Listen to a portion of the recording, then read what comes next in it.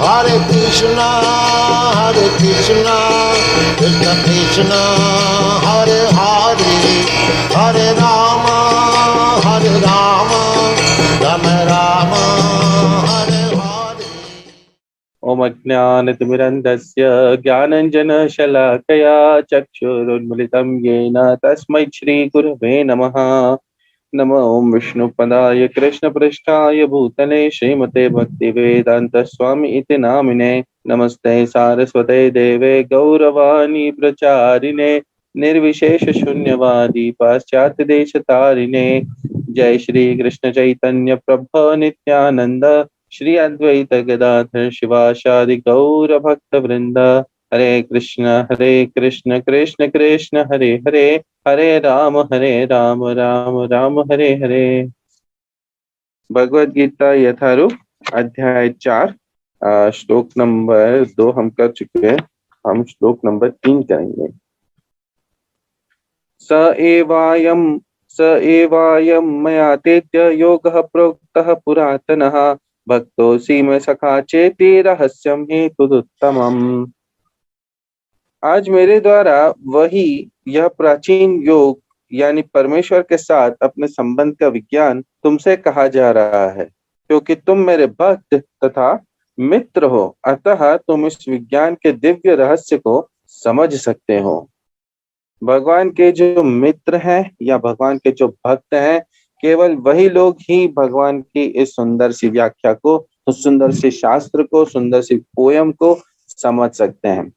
जो व्यक्ति भगवान का भक्त नहीं है, उसको भगवान का ये सुंदर सा दिव्य ग्रंथ समझ में नहीं आएगा। उसके ऊपर से भी वो लोग जो भगवान से ईर्ष्या करते हैं, उन्हें तो कतई पर भी ये ग्रंथ समझ में नहीं आएगा। भगवान से ईर्ष्या करने का अर्थ क्या आता है? भगवान से ईर्ष्या करने का अर्थ आता है भगवान के स्वरूप को नकारना और ये मानना कि भगवान कोई ब्रह्म है या बिना किसी स्वरूप के हैं, उनका कोई वास्तविक ऐसा स्वरूप नहीं है जिससे कि हम उनसे कनेक्ट कर सकें, परंतु केवल एक ब्रह्म है जिसके ऊपर हमें ध्यान लगाना है। शास्त्र ऐसे व्यक्तियों को भगवान के प्रति ईर्ष्यालु मानते हैं और वो भक्त नहीं बन पाते हैं, और जो भक्त नहीं बन पाते हैं उन्हें ये शास्त्र समझ में नहीं आता है। भक्त बनने का अर्थ क्या है? भगवान का भक्त बनने का अर्थ क्या है? भगवान का भक्त बनने का अर्थ है भगवान से प्रेम करना। प्रेम का अर्थ क्या होता है? प्रेम कब हम कहते हैं कि किसी एक संबंध में, किसी एक रिलेशनशिप में वास्तविक प्रेम है? ये हम तब कह पाते हैं जब दोनों जो व्यक्ति जो इस रिलेशनशिप में हैं, उनमें से किसी भी एक ने दूसरे के लिए सैक्रिफाइसेस किए हैं, त्याग किए हैं। जब व्यक्ति त्याग करके किसी और व्यक्ति के प्रति बिना किसी अपने मनोवांछित इच्छा के या बिना किसी उसके रिजल्ट के, इस प्रकार से केवल और केवल सामने वाले की प्रसन्नता के लिए अपने जीवन के कुछ क्षणों का या कुछ वस्तुओं का त्याग करता है, तब ये कहा जाता है कि उस व्यक्ति को वास्तविक प्रेम है। जो व्यक्ति उसके बदले में कुछ मांगता है कि चूंकि मैंने आपको कुछ दिया है इसलिए आप कुछ बदले में दो, वहां पे प्रेम नहीं आता है। देवी देवताओं के साथ में जब हम संबंध बनाते हैं, उसमें हमारे संबंध इसी प्रकार के ही बनते हैं, जहाँ पर हम उनके लिए कुछ त्याग करते हैं और ये हम आशा करते हैं कि इसके बदले हमें कुछ मिलेगा। जैसे सत्यनारायण की पूजा होती है, अब है तो ये पूजा भगवान की ही, परंतु फिर भी हम उसमें ये आशाएं करते, अपेक्षा करते हैं जैसे सत्यनारायण की पूजा का जो फल श्रुति है उसमें व्यक्ति को खूब धन धान्य और संपत्ति मिलती है। इस प्रकार की वो पूजा होती है। और जब हम इस प्रकार से भगवान की भी पूजा करते हैं तो भगवान हमें उस तरीके से संबंध तो हमारे साथ विस्थापित करते हैं, परंतु जीवन का उद्देश्य फिर भी पूरा नहीं हो पाता। जीवन का उद्देश्य केवल और केवल शुद्ध भक्ति का है। और अगर हम किसी देवी देवता के पास में जाते हैं तो सभी इस प्रकार की पूजाओं का इसी प्रकार का कोई फल होता है, जिसमें व्यक्ति को या तो भौतिक जीवन में कुछ लाभ मिलता है अथवा उस पूजा के फलस्वरूप में कुछ लाभ मिलता है, और उच्च उच्च स्टैंडर्ड के प्लैनेट्स हमें ग्रह पे लोक में निवास करने को मिलता है। शनिवार के सेशन में हमने देखा किस प्रकार से एक ब्रह्मांड के अंदर 14 प्लैनेट्स होते हैं, जिसमें नर के कुछ प्लैनेट्स होते हैं और स्वर्ग के कुछ लोक होते हैं, और ये सभी लोग अंत में जाकर के सबका विनाश हो जाता है जब प्रलय आती है। परंतु भगवान का धाम नित्य है, चिन्मय है, वहां पर किसी प्रकार की प्रलय नहीं होती है। और यहीं से हमें समझ में आता है कि क्या भेद आता है भगवान में, देवी देवताओं में, और इसी प्रकार से हमें शास्त्र को समझने की चेष्टा करनी चाहिए। तात्पर्य, मनुष्य की दो श्रेणियां हैं, भक्त तथा असुर। देखिए, मनुष्यों में केवल दो ही प्रकार की श्रेणियां हो सकती हैं। प्रभुपाद जी यहाँ पे समझा रही, या तो वो भक्त हो सकता है या असुर हो सकता है। अगर वो भगवान का भक्त नहीं है, इसका अर्थ ही ये है कि वो एक आसुरिक प्रवृत्ति का व्यक्ति है। ऐसा क्यों कहा गया है? ऐसा इसलिए कहा गया है क्योंकि अगर कोई व्यक्ति भगवान का भक्त नहीं है, अर्थात उसे ये बात पता ही नहीं है कि वास्तविक इस ब्रह्मांड का, इस समस्त जगत का वास्तविक जो अधिकारी है, वास्तविक जो पुरुष है, वो कौन है। और जब तक हम ये बात समझेंगे ही नहीं, इसलिए हम कोशिश करते जाएंगे कि हर वस्तु को अपनी इच्छा के लिए भोग करें। जब व्यक्ति ये समझ जाता है कि वो भगवान का नित्य दास है और हर वस्तु भगवान के भोग के लिए है और हमारा अधिकार केवल भगवान का उच्चिष्ट पाना है, तब व्यक्ति भक्त बनता है और भगवान की सेवा में लगता है। जब तक व्यक्ति को ये बात समझ में नहीं आती है, तब तक के लिए व्यक्ति कुछ न कुछ वस्तु के भोग करने में लगा ही रहता है, क्योंकि उसे पता ही नहीं है कि वास्तविकता में भोक्ता कौन है, परम भोक्ता कौन है। अगर मैं ये कहूँ कि कोई व्यक्ति है जो कि किसी न किसी देवी देवता का भक्त है, उनकी पूजा करता है, तो क्या उसे भक्त की श्रेणी में काउंट किया जाएगा या असुरिक श्रेणी में काउंट किया जाएगा? इसका उत्तर मिलता है कि उस व्यक्ति को भी आसुरिक श्रेणी में ही काउंट किया जाएगा। ऐसा क्यों? श्रीमद् भागवत ये बात बताती है। देखिए, महादेव का सबसे बड़ा भक्त कौन रहा? सबसे बड़ा भक्त महादेव का, शंकर जी का सबसे बड़ा भक्त रहा रावण। और रावण की कैसे प्रवृत्ति थी? किसी एक दूसरे व्यक्ति को छल से उसके घर से हटा के, गायब करके, छल से भगा के उस व्यक्ति की अर्धांगिनी को अपहरण करके ले गए। इतना बड़ा भक्त शिव जी का, और इस प्रकार के नीच काम किया।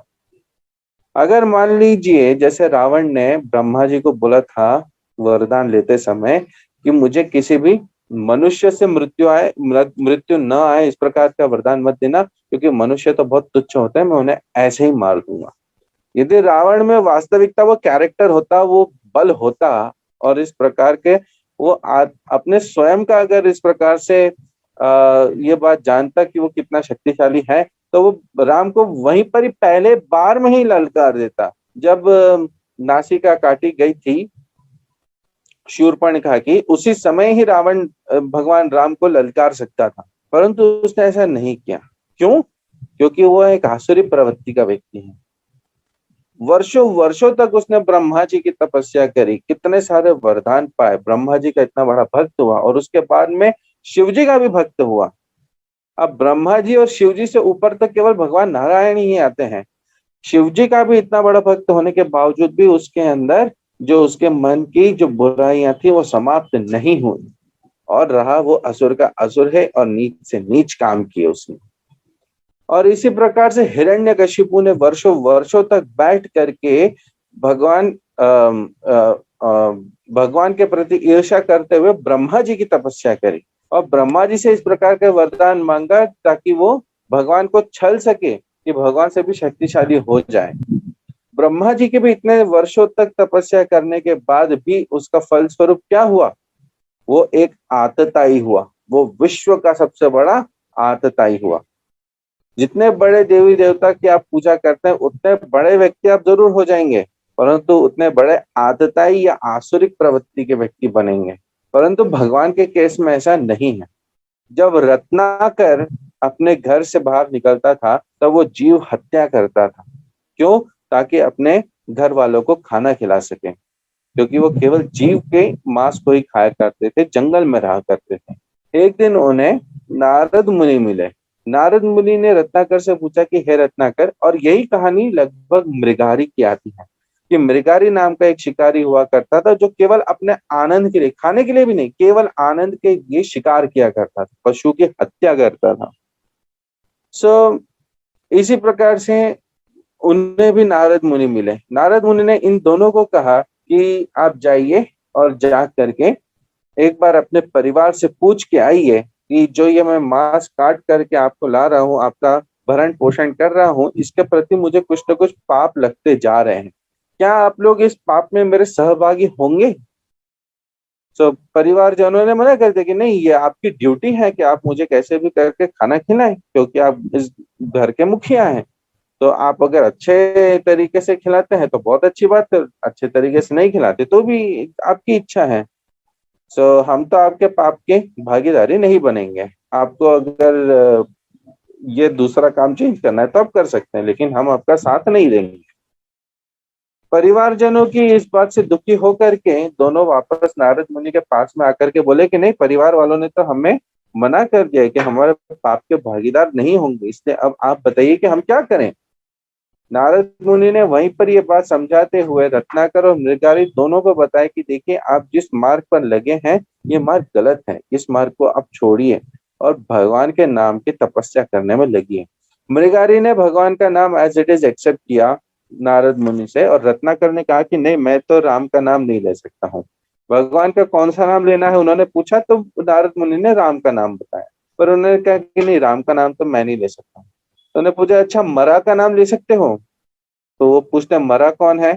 तो नारद मुनि समझाते हैं कि मरा वास्तविकता में मृत्यु की एक अधिष्ठात्री देवती है, या मृत्यु का एक स्वरूप है जिसका नाम है मरा, उस स्त्री का। ठीक है, रत्नाकर ने बात मान ली कि मैं मरा मरा जप कर सकता हूँ। मृगारी ने बहुत लंबे समय तक के जप किया और धीरे धीरे करके शुद्ध हो गए। इसी प्रकार से रत्नाकर ने इतना सुंदर मरा मरा मरा कर जप किया कि वो मरा मरा राम राम राम राम में बदल गया। वो बदल गया और रत्नाकर ने इतनी सुंदर तपस्या करी, इतने घोर तपस्या करी कि उसके शरीर के ऊपर चींटियों ने अपना टीला बना दिया और पूरी तरीके से उन्हें ढक दिया। मृगारी के केस में क्या हुआ? मृगारी के केस में यह हुआ कि जब मृगारी के साथ में मृगारी को देखने के लिए एक बार नारद मुनि उस मार्ग से निकले थे, तब उन्होंने देखा कि मृगारी में इतनी करुणा जागी है, इतनी करुणा जागी है भगवान का नाम लेने से, कि चींटियों तक को मृगारी कूद फांद के कैसे भी करके उनको न कुचलते हुए अपना रास्ता बनाता था, चाहे उसमें उसको कितना ही नृत्य करना पड़े। और ये बात देख करके नारद मुनि को बहुत प्रसन्नता हुई। नारद मुनि भगवान के भक्तों में सर्वश्रेष्ठ प्रचारक और सभी को भगवान की विद्या देने वाले, भगवान का प्रेम बांटने वाले हमारे संप्रदाय के आचार्य हैं।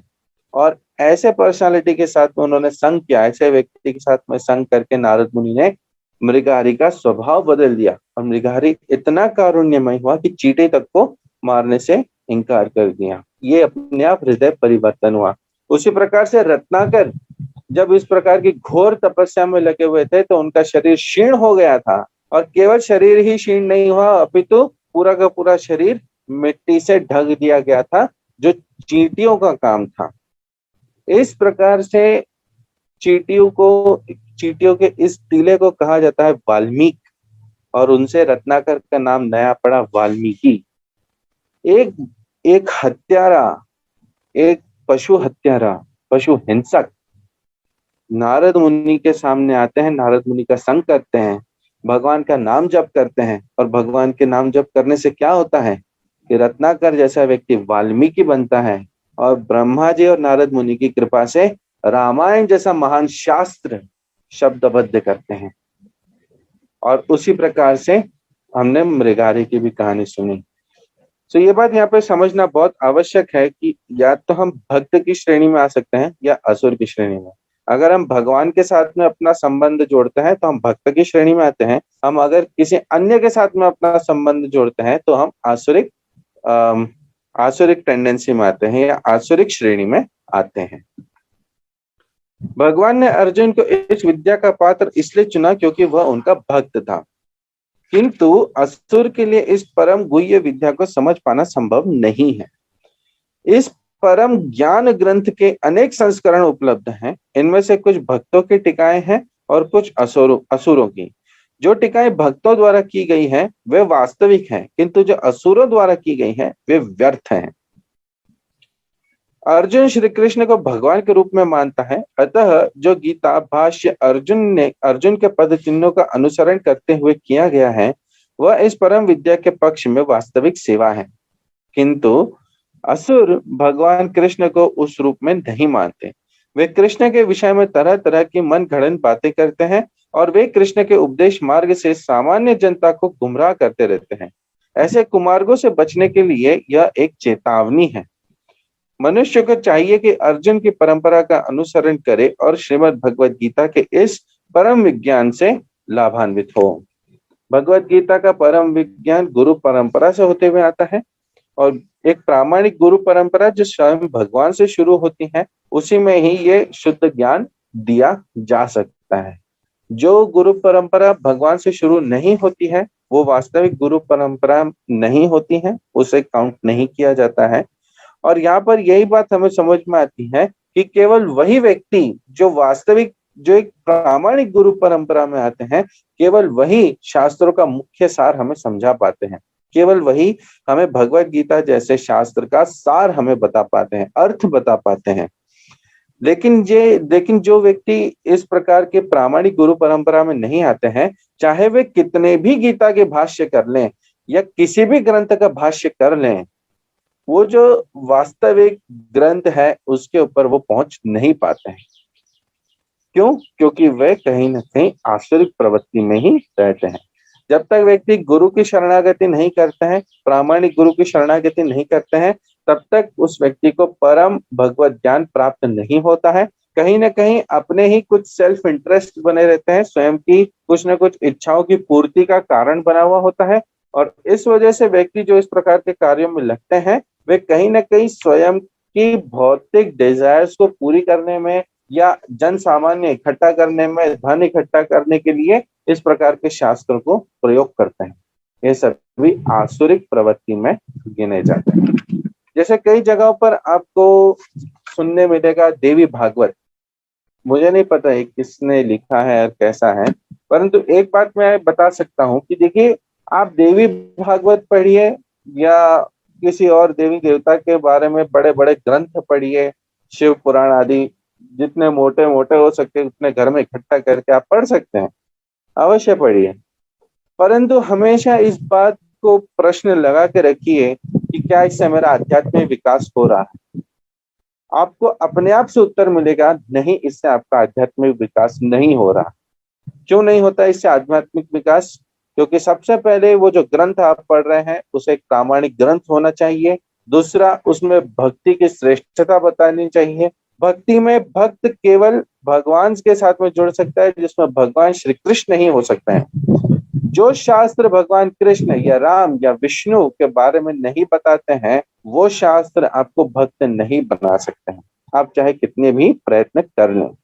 और इसी प्रकार से इतने प्रयत्न करने के बाद में भी अगर हमारे अंदर परिवर्तन नहीं आता है तो व्यक्ति को जागृत हो जाना चाहिए और तुरंत श्रीमद् भागवतम अथवा भगवत गीता का संस्करण करना चाहिए, उसी के ऊपर आपको फोकस करना चाहिए। अगर हम इस प्रकार से भगवान कृष्ण या विष्णु या भगवान राम की शरण नहीं लेते हैं तो हमें आसुरिक प्रवृत्ति में ही गिना जाता है। ये शास्त्र हमें समझाता है, ये इतिहास हमें अपने एग्जाम्पल से समझाता है, और यही बात हमारे लिए भी आज के इस सेशन में जानने योग्य है। इसी प्रकार से मैं आपको बताता हूँ कि जो व्यक्ति देवी देवताओं की शरण लेते हैं उनके साथ में उनका कैसा संबंध बनता है। एक समय की बात है, जब द्वापर युग में महाराज भरत अपने राज शासन से स्वयं को निष्कासित करते हुए वानप्रस्थी हुए, तब उन्होंने शरण ग्रहण करी थी कुछ साधुओं की, और उनसे सुनते हुए उन्होंने वानप्रस्थी स्वीकार करते हुए एक नदी के तट पे बैठ करके भगवान का नाम जप कर रहे थे, भगवान पे ध्यान लगा रहे थे। उसी समय वहां से एक हिरण या एक हिरणी वहां से निकली, और कहीं दूर से तो भी शेर के दहाड़ने की आवाज आ रही थी, इसलिए वो बहुत डरी हुई थी और वो गर्भवती भी थी। और वो हिरणी प्रयत्न कर रही थी कि वहां से जो नदी बह रही है, छोटी सी नहर बह रही है, उसको कूद करके पार लग जाए। इतनी जोर से शेर ने दहाड़ा था कि हिरणी बहुत जोर से डरी, उसने छलांग लगाई और छलांग लगाने की वजह से उसका गर्भ से प्रसूति हुई। प्रसूति होने की वजह से एक नवजात शिशु जो हिरण था वो नदी के जल में जा गिरा, उस नहर में जा गिरा और हिरणी दूसरी तरफ पहुंच गई। शेर की दहाड़ की वजह से और डर की वजह से हिरणी तो बच्चे को नहीं बचा पाई, परंतु बच्चा जीवित रहा और बहता चला गया। जब भरत महाराज उस नदी के उस नहर के तट पर बैठ करके देख रहे थे, तब उनके मन में कारुण्य जागा और उन्होंने उस छोटे से बच्चे को उठा लिया और अपने पास में रखा और उसकी इतनी पालन पोषण करने लगे अपने पुत्र की भांति कि उनको हर बार केवल यही ध्यान में आता था कि मेरा बच्चा क्या कर रहा है, मेरा हिरण क्या कर रहा है, हिरण क्या कर रहा है। और इसी प्रकार से जब उनके मरने का समय आया, उनके उस पूरे जीवन काल का अंत आया, तब उन्हें अंत में याद आया वो हिरण, और इसीलिए उन्होंने उस हिरण को याद करते हुए अपना देह त्याग किया, जिस वजह से उन्हें अगला जन्म हिरण का मिला। भगवत गीता शास्त्र हमें यह बात बताता है कि मरते समय में हम जिस भी वस्तु का, जिस प्राणी का, जिस भी चेतना में रह करके हम जिसको स्मरण करते हैं, हमें उसी योनि में ही जन्म मिलता है। इसलिए बहुत आवश्यक है कि मरते समय में हम केवल और केवल भगवान को याद करें अथवा अपने गुरु को याद करें।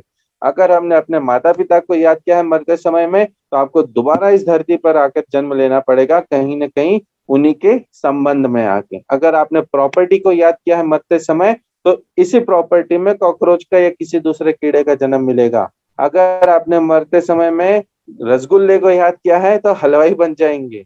तो इसलिए बहुत आवश्यक है कि केवल और केवल भगवान कृष्ण के श्री चरणों का ध्यान किया जाए। ऐसे में भरत महाराज को अगला जन्म मिला हिरण का, परंतु भगवान की उन पर कृपा रही, जिससे उनको पूरी तरीके से स्मरण रहा अपने पूर्व जन्म का, और उन्होंने वहीं पर ही साधुओं की शरण ग्रहण करी। साधु संबंध होने के वजह से, साधु का संग होने की वजह से उन्हें दोबारा से जो अगला जन्म मिला, लेकिन हिरण के जन्म में लेकर के वे भगवान के धाम को नहीं पा सके, कहीं ना कहीं पे उन्हें वापस से मनुष्य जन्म में आना ही पड़ा। उन्हें जो दूसरा जन्म मिला उसमें उनका नाम पड़ा जड़ भरत। जड़ भरत का नाम इसलिए पड़ा क्योंकि प्राकृतिक वस्तुओं के प्रति या बाकी समाज के प्रति वे जड़ हो गए थे, उनको इससे कोई फर्क नहीं पड़ता था। वे अपने अंदर ही भगवान कृष्ण को याद करते समय, याद करते हुए इतने मग्न थे, इतने वे आत्म साक्षात्कारी हो गए थे कि अंदर ही अंदर दर्शन करते हुए वहीं सुखी रहते थे, अपने आप में सुखी रहते थे।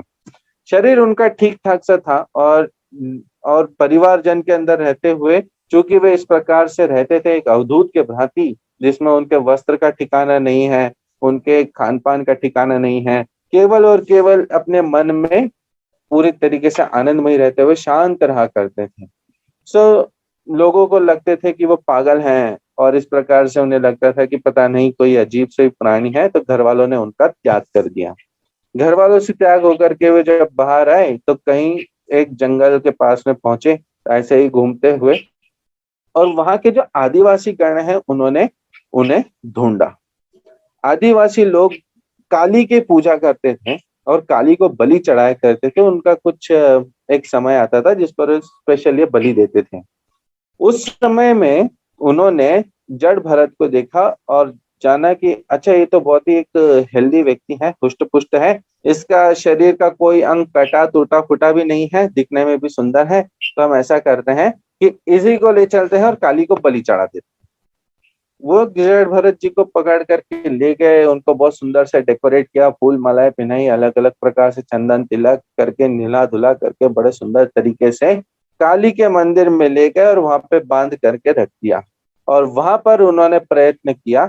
अब मुखिया है, जो मारने वाला कसाई है वो भी खड़ा है, बाकी के अपने आदिवासी ग्रुप के जो गण हैं वो भी खड़े हैं, और उन लोगों ने डिसाइड किया कि हाँ, अब समय आ गया है, मुहूर्त आ गया है जब हम अपनी माता काली को इस प्राणी की बलि प्रदान करेंगे।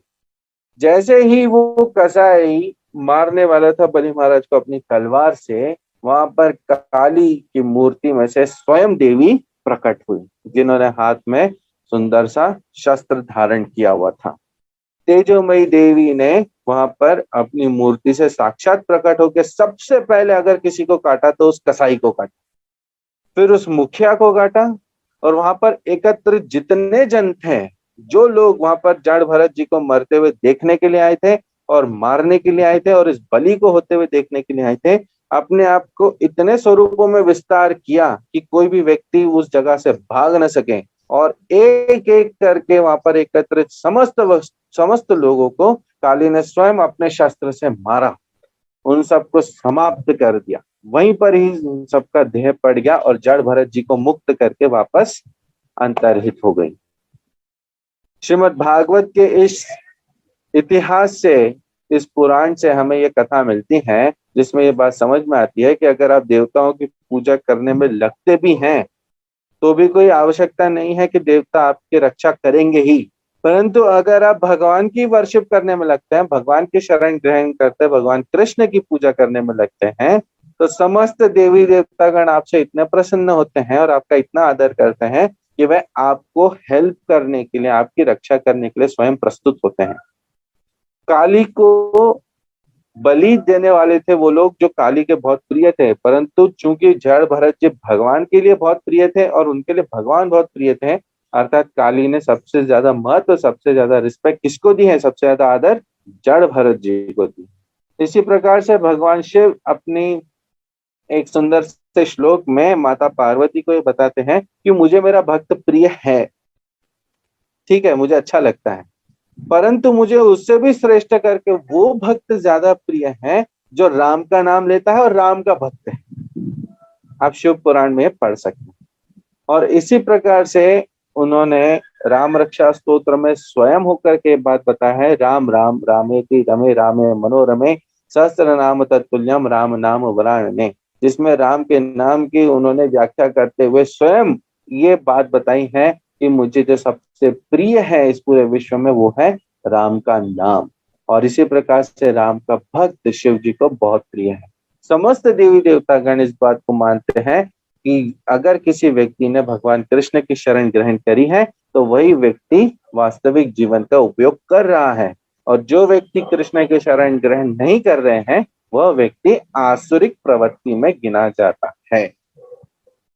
आज के इस चर्चा को मैं यहीं पर ही विराम देता हूँ। आप सभी का बहुत बहुत धन्यवाद, आप हमारे साथ जुड़े हैं। हरे कृष्णा।